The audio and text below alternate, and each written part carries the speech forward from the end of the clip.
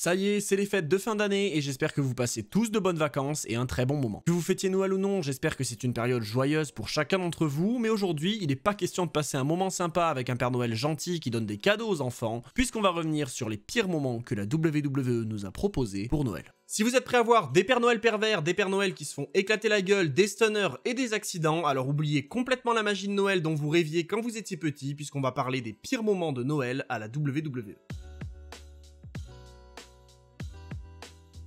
Bon, vous vous en doutez un petit peu, la WWE c'est avant tout des combats. L'objectif est quand même qu'il y ait un petit peu d'action. Et même si à la fin de l'année on est généralement plutôt dans une ambiance festive, là-bas ça se met quand même sur la gueule. Et donc si la première personne qui nous vient en tête quand on pense à cette période de l'année c'est le Père Noël, à la WWE, le pauvre gars se fait systématiquement détruire. Mais si on peut revenir aussi loin qu'en 1997 pour voir un Père Noël pervers demandant à avoir Sable sur ses genoux avant de manger un stunner de Stone Cold qui s'était quand même assuré que c'était pas le vrai Père Noël puisqu'il était clairement là pour qu'on joue avec ses boules. De Noël, c'était ses boules de Noël. On peut aussi revenir sur une période plus récente pour parler d'un événement que je suis sûr vous avez tous vu puisque cette vidéo cumule un total absolument hallucinant de 1,5 million de vues sur YouTube. Je parle bien sûr de Batista contre le Père Noël. Sérieusement, je crois qu'on a tous eu cette vidéo dans nos recommandations YouTube. Je sais pas pourquoi ni comment, mais une chose est sûre, on l'a tous eu. On revient donc en 2006 où un Batista champion du monde poids lourd débarque à SmackDown sous l'ovation des fans et célèbre son année 2006. Après une année pleine de rebondissements pour l'animal, il est de retour au sommet en tant que champion du monde poids lourd, mais alors qu'il est en plein monologue, le Père Noël débarque avec des cadeaux pour les fans qui sont ravis de le voir faire son entrée.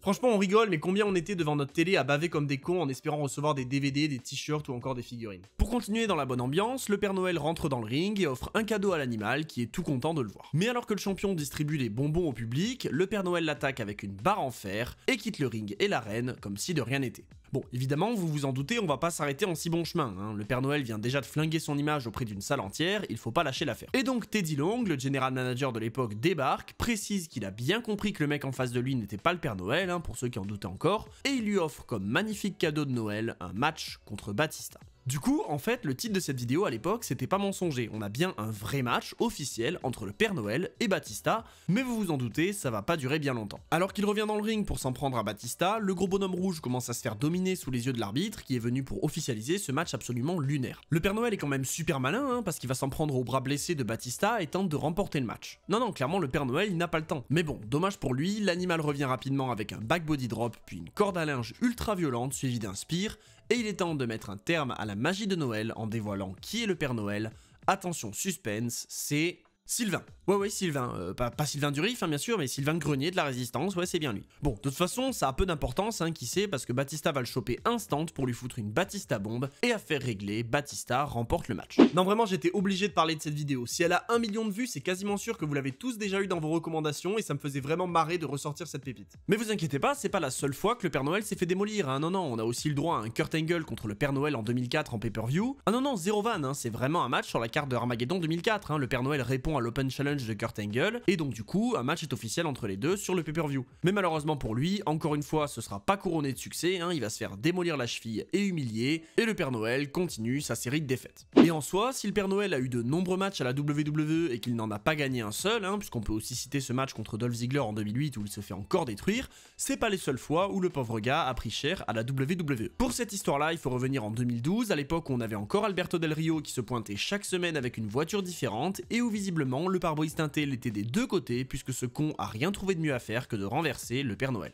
Alors certes, de la manière la moins crédible possible, hein, mais bon, attendez, il a quand même fallu sortir le Père Noël de l'arène sur civière, hein, c'est pas rien. Puis attention, hein, regardez le visage d'Alberto Del Rio et Ricardo Rodriguez, hein, les mecs ont l'impression d'avoir fait la dinguerie de l'année, alors que bon, en réalité, il lui aurait fait plus de dégâts en lui collant une droite, hein, vu la faiblesse de l'accident. Mais ce qui est encore plus drôle avec ce truc-là, c'est que même la WWE se rendait bien compte que leur truc n'avait aucun sens. Et du coup, il y a littéralement aucun plan de caméra où tu peux voir le Père Noël vraiment se faire écraser par la voiture, parce qu'en fait, la réalité, c'est que bah, juste il se retourne et il s'allonge sur le capot comme un con. Mais bon, vous inquiétez pas, hein, il y a eu d'autres apparitions du Père Noël, hein, mais bon, on en a déjà cité pas mal, et croyez-moi, c'est malheureusement pas les pires choses qui ont eu lieu à Noël. Au-delà des classiques concours de déguisement de diva dont on avait l'habitude à la WWE, ils nous ont sorti en 2013 l'une des meilleures idées de l'histoire, le concours de chansons de Noël. Attendez, avant de rigoler, vous avez pas encore vu les participants. Dans ce concours palpitant, 3 équipes s'affrontent. R-Truth et Xavier Woods avec cette performance mythique.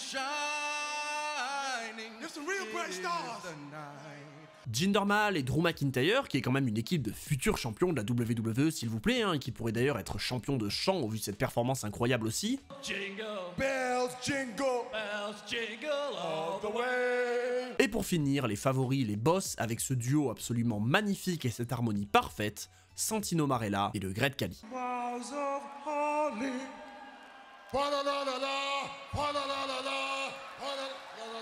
Bah attendez, rigolez pas, hein, la performance du Great Khali, elle est tellement bien qu'elle marche avec tout, regardez. Nous sommes partis. Et donc mesdames et messieurs, faites votre choix ou pas, il est l'heure d'annoncer les grands gagnants de ce concours palpitant, Santino Marella et le Great Khali. Ah non, y a pas à dire, hein, c'est mérité, c'est totalement mérité, c'est ça qu'on aime voir à la WWE quand les gens qui méritent sont mis en avant. Évidemment, comme des rageux, ça va venir gâcher la fête, hein, mais grâce à R-Truth et Xavier Woods, Noël est sauvé et le Great Khali peut vous souhaiter à vous, à moi et à tout le monde.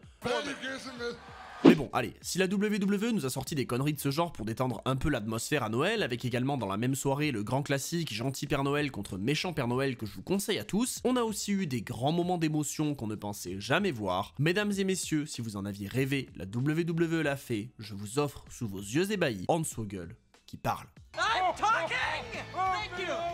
Et oui, si pendant un très long moment la WWE nous avait fait une Fort Boyard avec Hornswoggle qui ne parle pas, grâce au Père Noël, il parle enfin. Et allez, c'est Noël, je suis gentil, je vous offre un petit cadeau. Pour ceux qui voulaient savoir pourquoi dans Fort Boyard, Passepartout et ses compères ne parlent pas, eh bien c'est simplement pour pouvoir exporter l'émission à l'international. Mais revenons au catch, parce que malheureusement, même s'il peut faire des miracles, le Père Noël n'a pas su nous sauver d'une chose horrible dont seule la WWE a le secret, les films éclatés. Et là, c'est même pire, puisqu'on va rapidement parler des films de Noël produits par la WWE, et croyez-moi, à côté, The Chaperone avec Triple H, c'est un chef-d'œuvre. Bon, peut-être pas un chef-d'œuvre, mais bon, vous allez voir. Si en 1996 sortait le film Jingle All the Way, dans lequel on pouvait voir le Big Show avec Arnold Schwarzenegger et qui était déjà pas exceptionnel, la WWE n'a pas pu s'empêcher plus de 20 ans plus tard de croire que c'était une bonne idée d'en faire une suite, cette fois-ci produit par eux et avec comme acteur WWE, mesdames et messieurs, Santino Marella. Vous vous en doutez, c'est une catastrophe. Bon, déjà, il y a zéro budget, mais en plus, c'est pas drôle, et même le côté bonne ambiance de Noël, il ressort pas tant que ça, et d'ailleurs, évidemment, le film s'est fait démolir par le public, comme une grande majorité des films WWE.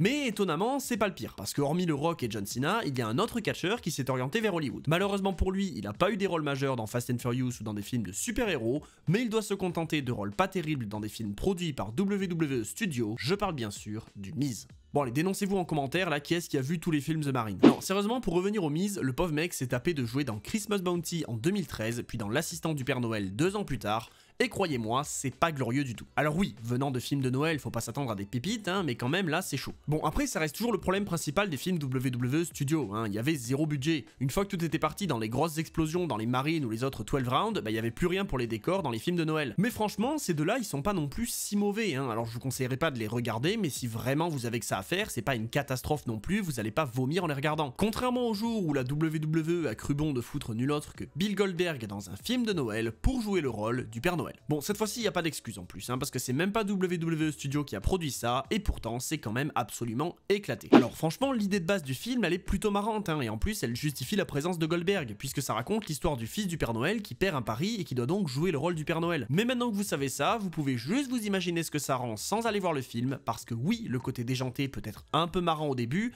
mais après 1h30, croyez-moi que vous avez juste envie qu'on vous rende le temps que vous avez perdu. Bref, pour résumer, les films de Noël à la WWE, si on rajoute celui-là, hein, avec bien sûr Hulk Hogan et son acting catastrophique, c'était clairement pas une bonne idée, mais très franchement, certains ont le mérite d'avoir des scènes qui font ricaner et qui détendent un peu l'ambiance. Bon allez, on a bien rigolé, on a eu des bons moments, des bagarres avec le Père Noël, des petites chansons, etc. Ça reste bon enfant. Mais il est temps pour moi de complètement vous flinguer la magie de Noël, puisqu'on va parler de l'un des pires pay-per-view de l'histoire de la WWE, qui en plus a eu lieu à la période de Noël, December to Dismember. En 2006, la WWE relance la ECW et alors qu'on était tous contents de revoir Rob Van Dam et compagnie, la WWE nous a chopé par le col et nous a ramené à la réalité en proposant December to Dismember. Alors très franchement, sur le papier, c'est le meilleur show possible. Non, sans rire, dans le titre, il y a démembré dedans, ça peut être que incroyable. Et puis même, quand sur la carte on nous annonce un Elimination Chamber extrême avec des objets à l'intérieur, comment ça peut être mauvais? Eh bien croyez-moi, non seulement ça peut être mauvais, mais ça l'est clairement et je vais vous montrer ça tout de suite. Bon, déjà le show, au moment où il commence, il y a un grand total total de, tenez-vous bien, 2 matchs annoncés sur la carte. Oui, vous rêvez pas, hein, les mecs ont pris leur place en sachant qu'ils allaient voir un Elimination Chamber et les Hardy Boys contre M&M et le reste, c'était surprise.